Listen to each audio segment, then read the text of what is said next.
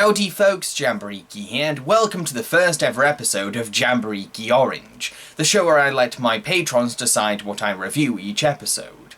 For this episode, I gave my patrons the choices of Buzz Lightyear of Star Command The Adventure Begins, Batman Forever, and The Good Dinosaur. They chose the Buzz Lightyear movie.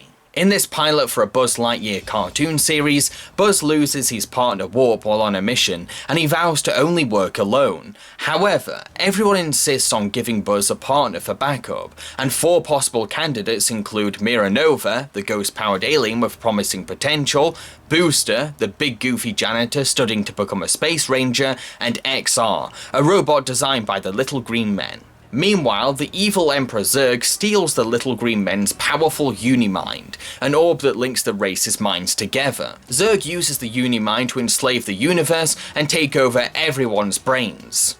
It's up to Buzz and the team of rookies to take down Zurg. Now, I did grow up with the TV series that spun from this movie. I remember really enjoying watching it every morning as a kid, but it's the first time I've ever seen this movie, so from my perspective, it's kind of a prequel origin story, which made for an interesting film experience, because I was learning how Team Lightyear was formed. I have no idea if the TV show itself holds up, because I've not seen it in ages, but I thought this pilot movie was an okay straight-to-video spin-off feature. I'll admit that its production values are pretty low, because it was animated by Disney's television department, so it looks more like a Saturday morning cartoon than a movie, which is what it was marketed as. Although The Adventure Begins does at least try to be like a movie. There are many cinematic shots to give some flair to the visuals, the action is very high octane and bombastic, plus the overall narrative does flow like a film and not a bunch of stitched together episodes. So I would say that the movie does attempt to compensate for its television budget, which is somewhat admirable. But it's not easy to look over the film's very cliché plotline of a renegade officer who works alone, even though his boss wants him to have a partner. We've seen this formula again and again and again in dozens of buddy cop movies. Switching it to a space setting doesn't make it feel any less overfamiliar. We know the lines that the characters are going to say, we know that the partners are going to argue, and we know how it'll pan out by the end. It doesn't even feel like a homage to buddy cop movies. It's obviously just lazy writing. What makes things even more predictable is one of the movie's big twists, when we learn that Warp is not only still alive, but also working for Zurg. Yes, I'll give Warp credit for being quite discreet about his secret at the start of the film, but the problem is in his design. He doesn't look like your typical heroic space officer, he looks like a villain. From his sinister crossed brows, to his glaring yellow eyes, to his pasty pale skin, the man screams bad guy in design. So when it's revealed that he's Zurg's lackey, it's not exactly shocking. However, Zurg himself makes up for the lame twist, because he's so damn fun. He is the highlight of the film. He seems to be having a blast as a bad guy, relishing in his evil with campy glee.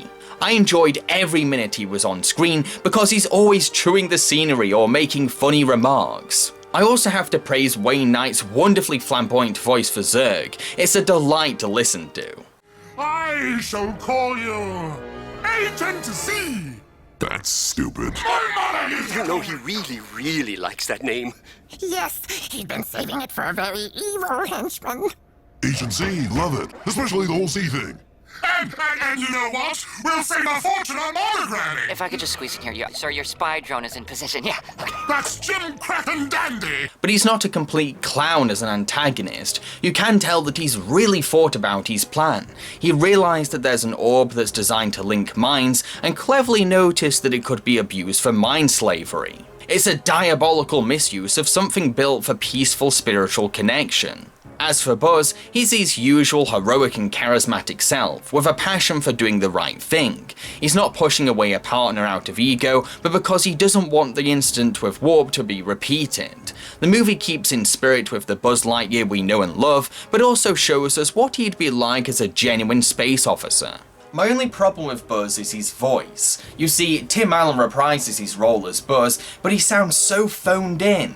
I get the impression that he's trying less because this is a straight-to-video cartoon spin-off and not another Toy Story movie. Buzz Lightyear mission log.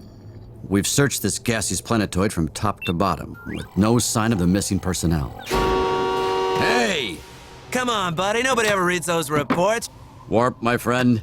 Procedure is what separates us from the wicked forces of chaos. Then we have the potential candidates for Team Lightyear, who are a decent bunch of characters. Each one has something unique to bring to the table. XR is a quick learner who takes in information easily and makes wisecracks to keep up team morale. Booster uses his size to his advantage and has a charming fanboy passion for Star Command. Plus, Miranova's ghosting abilities are used very effectively throughout the film. You can tell that the filmmakers were picking the crew carefully, as they wanted a dynamic that would suit an ongoing TV show formula. The movie also opens up with the Toy Story characters getting excited about watching the movie on Andy's television. It's a scene that actually helps develop some world building for the Toy Story films, because the makers want to convince us that this is a legitimate film in Woody and Buzz's universe, which is pretty cool. It's a cute little prologue, nothing fancy or profound, but a charming way of introducing Buzz's movie. Interestingly, Tom Hanks' brother Jim voices Woody in this intro, who often takes over as Woody when Tom isn't available. You can tell it's not Tom, but it's still a decent take on Woody. Let me take a look at that. A Buzz Lightyear movie. Heh, what do you know? You don't look so fat when they draw you that way. To conclude, Buzz Lightyear of Star Command: The Adventure Begins is certainly entertaining for a straight-to-video Disney spin-off, but it's hindered by its cheap production values, predictable cliches, and very short running time. I guess it's okay for what it is, and it does a good job setting up the TV show, but I wouldn't say it's in the same league as an actual Pixar production. I'd only recommend it as a gateway into the Buzz Lightyear cartoon series. I've been Jambareeqi and I hope you enjoyed this review. So what am I going to be reviewing in the next episode of Jambareeqi Orange? Well, that's entirely up to my patrons. The choices for next month will be Deadpool, Equestria Girls Rainbow Rocks, and Thomas and the Magic Railroad. If you want to become a patron and take part in the poll for the next episode, then simply make a pledge on my Patreon. What is my Patreon? Well, this is my Patreon. It's a site for my fans to make monthly donations to me. Those who donate are called patrons. The money I receive goes towards funding my videos and serves as a supportive income for me. Patrons can donate as much as they want each month and stop donating any time. All donations are greatly appreciated, and in return for their patronage, patrons are given exciting rewards, depending on how much they donate, including their names credited in my main show, access to exclusive videos, and the chance to decide a review on my channel. I'm looking forward to finding out what my patrons want me to review next. Cheerio, folks.